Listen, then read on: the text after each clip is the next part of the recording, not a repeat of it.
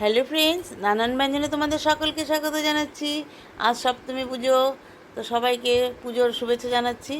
আর এখানে দেখো সর্ষে শাক নিয়েছি, তো নিরামিষ সর্ষে শাক বানাবো।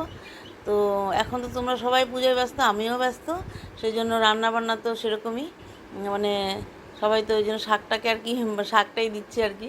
তো এখন দেখো কড়াইতে আমি তেল দিয়ে দিলাম, দিয়ে এই বেগুন কেটে রেখেছি, বেগুনগুলোকে এখন লবণ মেখে রেখেছি, এখন বেগুনটাকে ভেজে নেব। তো বেগুনগুলো কড়াইতে দিয়ে দিলাম, আর আমি শাক কেটেছি দেখে বেগুনের মধ্যে একটু শাক পড়েছে। এখন ওই জন্য শাক দিয়ে বেগুনটাকে এখন ভেজে নিচ্ছি। আর এই যে শাকটাকে এইভাবে কেটে নিয়েছি, এখন বেগুনটার মধ্যে একটু হলুদ দিয়ে দিলাম, লবণ মাখানো আছে। তো এখন বেগুনটাকে ভেজে নিচ্ছি। তো বেগুনটাকে ভেজে নিয়ে আমি নামিয়ে নেব। আর এখন কড়াইতে দুটো শুকনো লঙ্কা ফোড়ন দিয়ে সর্ষে ফোড়ন দিয়ে দিলাম।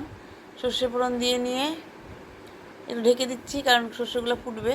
তো এখন এই জন্য শাকটাকে দিয়ে দিলাম। শাকটাকে দিয়ে এখন এর মধ্যে লবণ দিয়ে দিলাম।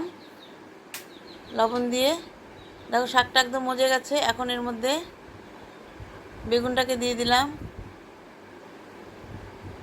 বেগুনটাকে দিয়ে এইভাবে নাড়িয়ে নিচ্ছি।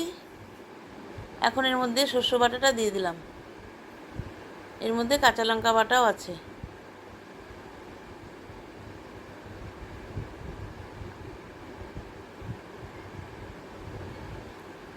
দিয়ে এখন এইভাবে নেড়ে নিচ্ছি।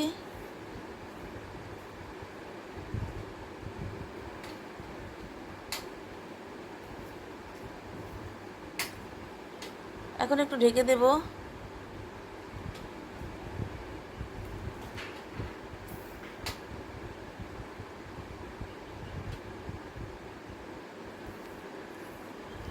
এইভাবে নাড়িয়ে নিয়ে আমি এখানে সামান্য একটু মানে জল ছিটিয়ে দিয়েছিলাম, মানে বাটিটা শস্য বাটাটার জলটা।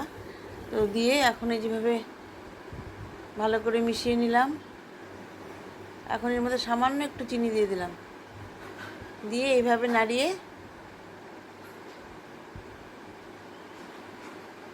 এখন রান্নাটা প্রায় শেষ হয়ে গেছে, আর একটু শুকিয়ে নামিয়ে নেব।